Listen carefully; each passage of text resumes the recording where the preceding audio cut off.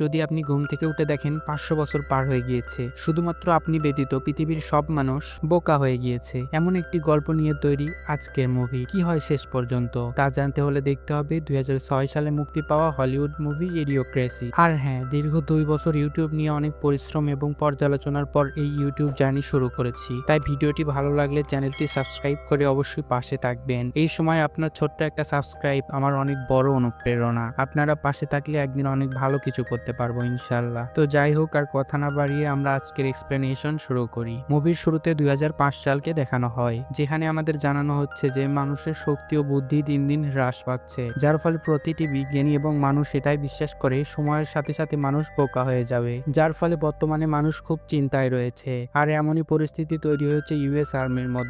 Army অফিসাররা মনে করে তাদের যে বেস্ট আর্মি অফিসার বা পাইলট রয়েছে তারা যখন রিটায়ার হয়ে যাবে বা মারা যাবে, তারপর সেই রকম আর্মি অফিসার বা পাইলট খুঁজে পাওয়া যাবে না, কারণ মানুষ দিন দিন কম বুদ্ধি নিয়ে জন্ম নেবে, যার ফলে তাদের সামরিক শক্তি হ্রাস পাবে। আর এই কারণেই আর্মি অফিসাররা তাদের প্রধান জেনারেল কলিন্স প্ল্যান তৈরি করে। তারা হিউম্যান হাইব্রেশন প্রজেক্ট চালু করবে, অর্থাৎ এমন একটা বদ্ধ জায়গা তৈরি করবে যেখানে মানুষদের ঘুম পাড়িয়ে রেখে দেওয়া হবে। আর এখানে তাদের ঘুম পাড়ানো হবে যারা বর্তমানে অনেক দক্ষ অফিসার, আর যখন ভবিষ্যতে তাদেরকে দরকার হবে তখন তাদেরকে ঘুম থেকে তোলা হবে। কিন্তু তারা যতক্ষণ এই বদ্ধ করে থাকবে ততক্ষণ তাদের কোনো বয়স বাড়বে না।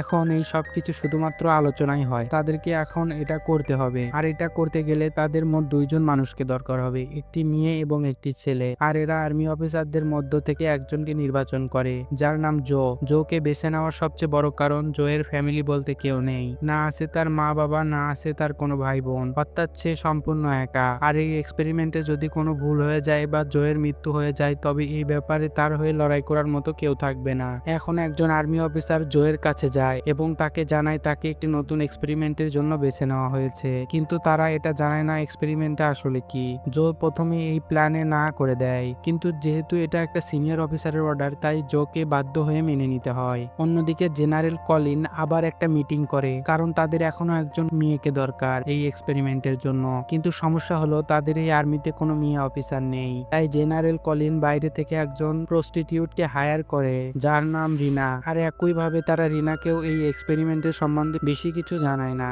এবং জেনারেল কলিন মিটিং এ থাকা বাকি অফিসারদেরকে অর্ডার দেয় তারা যেন এইসব কথা গোপন রাখে। পরের দিন জো এবং রিতা এক্সপেরিমেন্টের জন্য সেই রুমে চলে আসে যেখানে তাদের রাখা হবে। এখানে এরা দুইজন একে অপরের সাথে পরিচয় করে নেয়, কিন্তু রিতা জোকে মিথ্যা বলে, সে জানায় সে একজন পেইন্টার। এখন এদের দুইজনের স্লিপিং চেম্বারে ঢুকে দেওয়া হয়, কিন্তু রিতা প্রথমেই ভয় পেয়ে যায় এবং উঠে পড়ে, কিন্তু জো তাকে বোঝায় এই সব কিছুই বিজ্ঞানীরা বুঝে শুনে করছে, আর তাছাড়া 1 বছর পরেই তারা এখান থেকে সুস্থভাবে বেরোতে পারবে, তাই চিন্তার কোনো কারণ নেই। রিতাও জোয়ের কথা বিশ্বাস করে নেয় এবং স্লিপিং চেম্বারে ভেতরে চলে যায়। আর এভাবে কয়েক মাস কেটে যায় এবং একদিন জেনারেল কলিনকে অ্যারেস্ট করে নেওয়া হয়, কারণ পুলিশ জানায় তার বিরুদ্ধে প্রস্টিটিউট এবং ড্রাগসের অভিযোগ রয়েছে। যদিও এগুলো সবই সে একজন এক্সপেরিমেন্টের কারণে বাধ্য হয়ে করতে হয়েছিল, কিন্তু জেনারেল কলিন এই সব কিছু অভিযোগ মেনে নেয়, কারণ সে এই এক্সপেরিমেন্ট সম্পূর্ণরূপে গোপন রাখতে চায়। এখন এইসব ঘটনার ফলে সরকার থেকে পুরো আর্মি ক্যাম্পটাকে ভেঙে ফেলা হয়। যেহেতু জো এবং রিতা এই ক্যাম্পের বেসমেন্টে বন্দী রয়েছে, তাই তারা সম্পূর্ণ মাটি চাপা পড়ে যায়। আর এইভাবে আস্তে আস্তে বেশ কয়েক বছর কেটে যায় এবং সময়ের সাথে সাথে মানুষও বোকা এবং বুদ্ধিহীন হয়ে যায়, যার ফলে মানুষেরা মনে করে তাদের বিজ্ঞানীরা এই সমস্যার সমাধান করবে, কিন্তু বিজ্ঞানীরাও এখন বুদ্ধিহীন, তাই তারা যে যার মতো যা খুশি এক্সপেরিমেন্ট করতে শুরু করে, যেগুলো একটাও খুব বেশি গুরুত্বপূর্ণ নয়। আর এভাবে 500 বছর কেটে যায় এবং চলে আসে সাল 2505। আর এটা সেই সময় যখন মানুষ খুব সাধারণ কাজগুলো করতে পারছে না, যেমন শহরের মাঝে ময়লা জমতে জমতে বিশাল স্তূপের আকার নিয়েছে, কিন্তু মানুষ এই ময়লার স্তূপ হওয়াকে আটকাতে পারছে না, যার ফলে 500 বছর ধরে এই ময়লা একটা বিশাল স্তূপের আকার নিয়েছে। কিন্তু সাল 2505-এ একটা অদ্ভুত ঘটনা ঘটে। একটা ময়লার গাড়ি এই স্তূপের ওখানে আসে ময়লা রাখার জন্য, যার ফলে এই স্তূপটা ভেঙে শহরের চারপাশে ছড়িয়ে পড়ে। কিন্তু অদ্ভুত ব্যাপারটা হলো এই ময়লার সাথে সাথে জোয়ের স্লিপিং চেম্বারটাও একটা অচেনা ব্যক্তির ঘরে ঢুকে যায়। এর কারণ হলো ময়লার স্তূপ যেখানে ছিল ঠিক ওখানে নিচেই এই পুরনো আর্মি ক্যাম্পের বেসমেন্টটা ছিল। জো 500 বছর পর স্লিপিং চেম্বার থেকে বেরিয়ে আসে এবং তার বয়স একটুও বাড়েনি, কিন্তু সে সম্পূর্ণ কনফিউজড থাকে, কারণ সে বর্তমানে অন্য জায়গায় রয়েছে। এই বাড়িটা যার, সেই ব্যক্তির নাম হলো ফ্রিটো পেন্ডেজো। আর সেই ঘটনার পরেও এই ময়লা এবং জোকে সম্পূর্ণ ইগনোর করে নিজের কাজ চালিয়ে যায় এবং মন দিয়ে টিভি দেখতে থাকে। এমনকি সে জোকে চুপ করতে বলে যাতে টিভি দেখতে দেখতে অসুবিধা না হয়। এখানে আমরা দেখি ফ্রিটো এতটাই অলস যে তার টয়লেটটা তার সোফায় সেট করে নিয়েছে যাতে তাকে উঠতে না হয় এবং টিভি দেখতে কোনো অসুবিধা না হয়। এখন যেহেতু জো আওয়াজ করতেই থাকে তাই ফ্রিটো জোকে লাথি দিয়ে ঘর থেকে বের করে দেয়। এখন জো নিজেকে বেশ অসহায় মনে করতে শুরু করে কারণ বাইরের দুনিয়া সম্পূর্ণ আলাদা এবং সম্পূর্ণ বিভ্রান্তিতে ফেলে দেয়। কিছুক্ষণ পর জো রাস্তার পাশে একদল ছেলেকে দেখতে পায় যারা কিনা ক্রমাগত গালাগালি দিচ্ছে এবং আজে বাজে কথা বলেই যাচ্ছে। জো তাদের কাছে যায় এবং নিজেদের সাথে ম্যাচ করার চেষ্টা করে, কিন্তু সে যখন সুন্দরভাবে কথা বলে তখন ছেলেরা তার দিকে ছুটে আসে এবং তাকে তাড়িয়ে দেয়। এই সব দেখে জো কিছুই বুঝতে পারে না, তার মাথা ব্যথা শুরু হয়ে যায়। তাই সে কাছাকাছি একটা হসপিটালে যায় এবং সেখানে থাকা রিসিপশনিস্টের কাছে গিয়ে সে তার সব সমস্যা বলতে শুরু করে। সে প্রথমেই জানায় সে একজন আর্মি অফিসার, কিন্তু রিসিপশনে বসে থাকা মহিলা এসব কিছু বুঝতে পারে না। তাই সে তার টেবিলে থাকা একটি বোতাম প্রেস করে এবং তাকে অন্য ঘরে পাঠিয়ে দেয়। জো কথা মতো সেই ঘরে যায় এবং সেখানে থাকা একটি জলের কল থেকে জল খাওয়ার চেষ্টা করে, কিন্তু সে লক্ষ্য করে কল থেকে জল নয় বরং এনার্জি ড্রিঙ্ক বের হচ্ছে যার নাম ব্র্যান্ডো। জো সঙ্গে সঙ্গে সেখানকার স্টাফদের জিজ্ঞেস করে খাবার জল কোথায় পাওয়া যাবে। এই কথা শুনে স্টাফটি হাসতে শুরু করে কারণ এই সময় মানুষ জল শুধুমাত্র টয়লেটে ব্যবহার করে এবং খাবার জন্য শুধুমাত্র এনার্জি ড্রিঙ্ক ব্যবহার করে। এই সব দেখে জো আরো বেশি বিভ্রান্তিতে পড়ে যায়। তাই সে এবার ডাক্তারের কাছে যায় এটা শিওর হতে যে তার শরীর অসুস্থ হয়েছে কিনা। ডাক্তার তাকে দেখে 3টে তার তার হাতে দেয়, একটা মুখে, একটা কানে এবং একটা হাতে ধরে রাখতে বলে। জো বেশ অবাক হয়ে যায়, কিন্তু সে ডাক্তারের কথা মতোই কাজ করে। কিছুক্ষণ পর ডাক্তার জানায় তার ভুল হয়ে গেছে, সে তারগুলো উল্টোপাল্টা করে ফেলেছিল।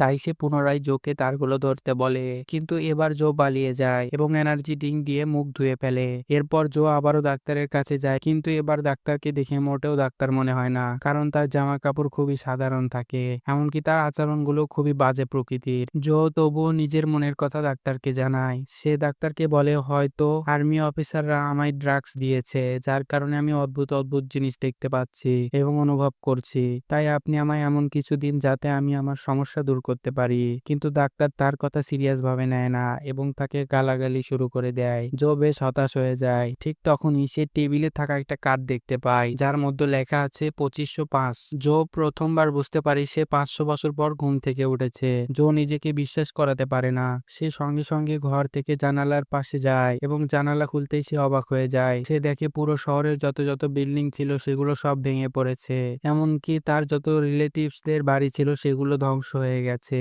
এখন ডাক্তার যখন জানতে পারে জো এর হাতে ট্যাটু নেই সে বেশ ভয় পেয়ে যায়, কারণ এখনকার নিয়ম অনুযায়ী প্রত্যেকটা মানুষের হাতে ট্যাটু থাকতে হবে আর এটা দেশের নাগরিকত্বের প্রমাণ করে, কিন্তু জো এর হাতে সেটা নেই। তাই ডাক্তার মনে করে সে আতঙ্কবাদী। তাই সে চিৎকার করে আর এই চিৎকার শুনে জো বেশ ভয় পেয়ে যায়। তাই সে হসপিটাল থেকে পালিয়ে বেরিয়ে আসে। এদিকে ডাক্তারও সঙ্গে সঙ্গে পুলিশকে জানিয়ে দেয় কারণ জো টাকা না দিয়েই পালিয়েছে।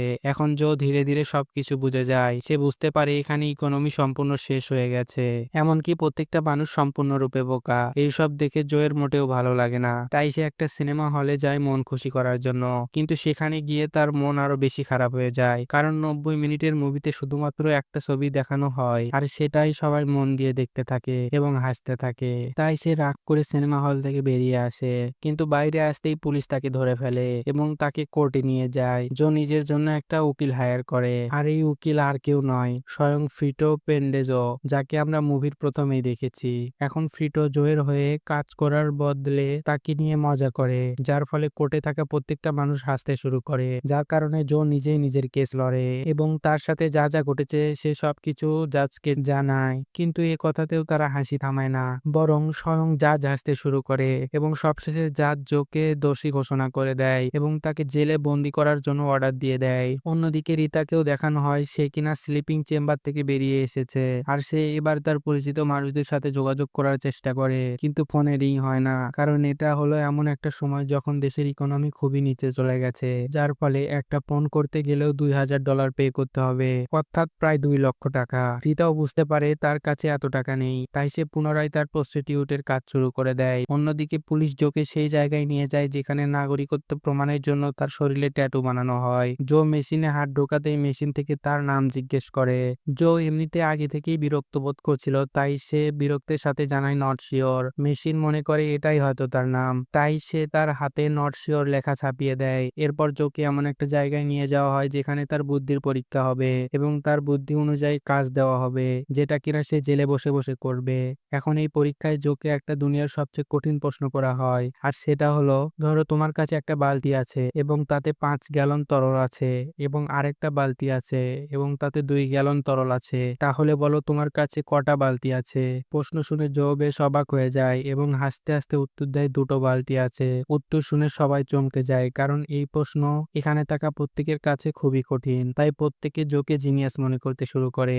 এখন এরা জোকে জেলে নিয়ে যায়। যেহেতু এখানে থাকা প্রত্যেকটা গার্ড বোকা এবং বুদ্ধিহীন, তাই জো এই সুযোগে একটা গার্ডকে জানায় আজকে তাকে ছেড়ে দেওয়া হবে। এই কথাটা গার্ডটা বিশ্বাস করে নেয়, আর এই সুযোগে জো জেল থেকে পালিয়ে যায়, কিন্তু গার্ডরা তাকে কোনো বাধা দেয় না। এখন জো আবারও তার উকিল ফ্রিটোর কাছে যায় এবং তার কাছে হেল্প চায়। সে ফ্রিটোকে বলে, আমি যেই সময় ছিলাম বিজ্ঞানীরা তখন টাইম ট্রাভেলের গবেষণা শুরু করেছিল, আর এতদিনে এই মেশিন তৈরি হয়ে যাবার কথা। তাই তুমি কি এমন কোনো মেশিনের নাম শুনেছো? ফ্রিটো বলে, হ্যাঁ, আমি এই মেশিনের নাম শুনেছি, যেটার সাহায্যে ভবিষ্যতে এবং অতীতে যাওয়া যায়, কিন্তু আমি তোমায় কেন সাহায্য করব? জো বলে, এই মেশিনের সাহায্যে আমরা 500 বছর পিছনে চলে যাব, আর তখন টাকার মূল্য অনেক বেশি ছিল, যার ফলে তোমার কাছে যা টাকা আছে সেগুলোর মূল্য অনেক গুণ বেড়ে যাবে। যেহেতু ফ্রিটো অনেক টাকা পছন্দ করে, তাই সে জোয়ের কথা শুনে রাজি হয়ে যায় এবং তাকে গাড়ি করে সেই দিকে নিয়ে যায় যেখানে টাইম ট্রাভেল মেশিন রয়েছে। কিন্তু রাস্তায় তারা রিতাকেও দেখতে পায়, তাই জো রিতাকে তাদের সাথে নিয়ে নেয়। এখন এরা গাড়ি করে একটা বাজারের মধ্য থেকে যেতে শুরু করে, আর এই বাজারটা শুধুমাত্র ইলেকট্রনিক জিনিসপত্রের, যার ফলে বাজারে ঢুকতেই জোয়ের হাতে ট্যাটুটা একটা মেশিনে স্ক্যান হয়ে যায়, যার ফলে পুলিশ জানতে পেরে যায় জো কোথায় আছে। এই কারণেই ফ্রিটো নিজের জীবন বাঁচিয়ে পালিয়ে যায় এবং পুলিশ জোকে ধরে নেয়, কিন্তু রেতা পুলিশের হাত থেকে বেঁচে যায় কারণ সেই মুহূর্তে টয়লেটে ছিল। এখন পুলিশ জোকে জেলে নয় বরং হোয়াইট হাউসে নিয়ে আসে, যেখানে বর্তমান প্রেসিডেন্ট কমাচো থাকে। কমাচো জোয়ের সাথে মজা করে, সে তাকে বলে, আমি মনে করেছিলাম তোমার মাথাটা অনেক বড় হবে কারণ তুমি একজন জিনিয়াস।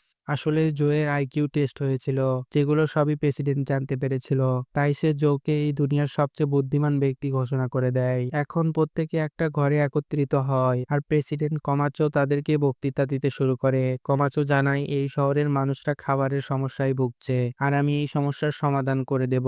আসলে এই সময় কোনো চাষাবাদ ভালোভাবে হচ্ছে না, তাই প্রেসিডেন্ট মনে করে জোই একমাত্র ব্যক্তি যে এই সমস্যার সমাধান করতে পারবে, কারণ তার আইকিউ অনেক বেশি। তাই প্রেসিডেন্ট জোয়ের কাছে প্রমিস করে সে যদি এই সমস্যা সত্যি সমাধান করতে পারে তবে তাকে আর জেলে পাঠানো হবে না। এখন জো আবারও ফ্রিটোর কাছে যায় এবং তাকে শেষবারের মতো টাইম ট্রাভেলের সম্বন্ধে জিজ্ঞাসা করে, আর ফ্রিটো টাইম মেশিনের ঠিকানা বলে দেয়। সে জানায় টাইম মেশিন মিউজিয়ামের মধ্যে রয়েছে। এখন জো বুঝতে পারে তাকে যে করেই হোক মিউজিয়ামে যেতে হবে, তাই সে ঘোষণা করে সে মিউজিয়ামের পাশে জমিটা দেখতে যাবে এবং এই বাহানায় সে টাইম মেশিনের কাছে পৌঁছাতে পারবে। এখন সকাল হলে প্ল্যান মতো জো সেই জমিতে যায়। সে লক্ষ্য করে জমিতে সত্যি সত্যি কোনো কিছু চাষ হচ্ছে না, কিন্তু জো এইসব নিয়ে বেশি চিন্তা করে না, বরং সে এখান থেকে পালানোর জন্য প্ল্যান বানায়। সে তার সহযোগীদেরকে বলে এখানে রিতাকেও নিয়ে আসে। আসলে জো রিতাকে সাথে নিয়েই পালাতে চায়, কিন্তু জো যখন ফ্রিটোর দেওয়া ম্যাপ খোলে সে একদম হতাশ হয়ে যায়, কারণ এটা একটা পেন দিয়ে তৈরি করা খুবই সাধারণ একটা দাগ, অর্থাৎ এটা কোনো ম্যাপ নয়। এখন জো মন খারাপ করে ফিরে আসতে শুরু করে। ঠিক তখনই সে লক্ষ্য করে জমিতে চাষ করার জন্য জল নয় বরং এনার্জি ড্রিঙ্ক ব্যবহার করা হচ্ছে, যার নাম ব্র্যান্ডো। এখন জো একটা মিটিং করে এবং মিটিং এ সে সবাইকে জানায় তারা যদি ব্র্যান্ডোর বদলে জল ব্যবহার করে তাহলে তাদের চাষ ভালো হবে। এই কথা শুনে মিটিং এ থাকা বাকি লোকেরা বিভিন্ন ধরনের প্রশ্ন করে। কেউ মনে করে যদি জল দিয়েই এত কিছু হতো তবে তো টয়লেটেই চাষাবাস ভালো হতো, কারণ তারা জল একমাত্র টয়লেটেই ব্যবহার করে। জো বুঝতে পারে এই মূর্খদেরকে সে বোঝাতে পারবে না, তাই সে তাদেরকে তাদের মতো করেই বোঝায়। সে তাদেরকে বলে, আমি গাছেদের সাথে কথা বলতে পারি, আর গাছ স্বয়ং আমাকে জানিয়েছে তারা জল চায়, এনার্জি ড্রিঙ্ক নয়। এ কথা শুনে এদের সবার বিশ্বাস হয় এবং এরপর থেকে তারা প্রত্যেকে চাষাবাদের জন্য জল ব্যবহার করা শুরু করে দেয়। কিন্তু ব্র্যান্ডো এনার্জি ড্রিঙ্কের ব্যবসায় অনেক ক্ষতি হয়ে যায়, এমনকি ব্র্যান্ডো কোম্পানিতে কর্মরত কর্মচারীরা কর্মহীন হয়ে যায়, যার ফলে তারা এর বিরুদ্ধে প্রোস্টেট শুরু করে দেয়, আর এই প্রোস্টেট হোয়াইট হাউস পর্যন্ত চলে আসে, যার ফলে খবরের চ্যানেলগুলোতে এই খবরগুলো দেখাতে শুরু করে। এমনকি এই ঘটনার ফলে সবাই জোকে দোষারোপ করে, সবাই মনে করে জয়ী তাদেরকে কর্মহীন করেছে, যার ফলে জোকে আবারও জেলে যেতে হয়। আর এবার তাকে কোর্ট থেকে মৃত্যুদণ্ডের শাস্তি দেওয়া হয়, আর এই মৃত্যুদণ্ড ফাঁসির সাহায্যে নয় বরং একটা বড় গাড়ির সাহায্যে দেওয়া হবে। আসলে এই সময় মানুষের মধ্যে মৃত্যুদণ্ড শাস্তি ঠিক এভাবেই হয়, চারপাশে হাজার হাজার মানুষ থাকে এবং তার মধ্যে এক দৈত্যকার গাড়ি আসামিকে পিষে মেরে ফেলে। আর এখানেও ঠিক তেমনটাই ঘটে। জোকে একটা ছোট গাড়ি দেওয়া হয় নিজেকে রক্ষা করার জন্য এবং তার সামনে ধেয়ে আসে এক দৈত্যকার গাড়ি। আর এই সব কিছু টিভিতে লাইভ দেখানো হচ্ছে, যার ফলে ফ্রিটো এবং রিতা টিভিতে সব দেখতে পারে। এখন জো সেই দৈত্যাকার গাড়ির তলায় পিষে যাবার হাত থেকে নিজেকে বাঁচিয়ে ফেলে, কিন্তু এমনটা তার সাথে বারবার হতে থাকে।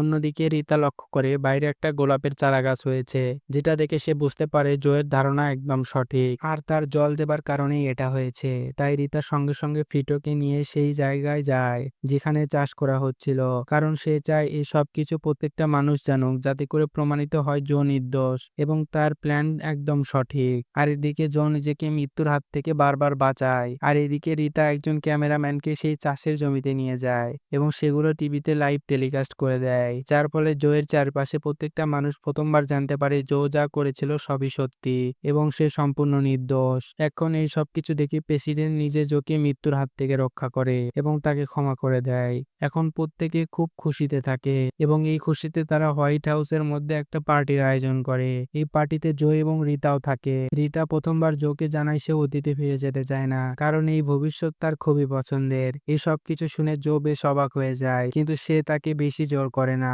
বরং শেষবারের মতো গুড বাই জানায়। আর জো এখান থেকে যাবে ঠিক তখনই প্রেসিডেন্ট তাকে স্টেজে ডাকে এবং তাকে এই শহরের নতুন ভাইস প্রেসিডেন্ট বানিয়ে দেয়। এখন প্রত্যেকে জোয়ের দিকে তাকিয়ে থাকে, শুধুমাত্র এটাই ভেবে যে সে কখন এই প্রস্তাবে হ্যাঁ বলবে, এবং সে 2505 সালেই থেকে যায়। এরপর কয়েক মাস কেটে যায়। জো এখন ভাইস প্রেসিডেন্ট থেকে প্রেসিডেন্ট হয়ে যায় এবং সে রিতাকে বিয়ে করে নেয়, যার ফলে তাদের 3 সন্তানের জন্ম হয় এবং তারা হয় এই দুনিয়ার সবচেয়ে বুদ্ধিমান বাচ্চা। আর এই মুভিটা এখানেই শেষ হয়ে যায়। ভিডিওটি ভালো লাগলে অবশ্যই কমেন্ট করে জানিয়ে দিন কেমন লাগলো। পরবর্তী ভিডিওর জন্য চ্যানেলটি সাবস্ক্রাইব করে রাখুন। ধন্যবাদ।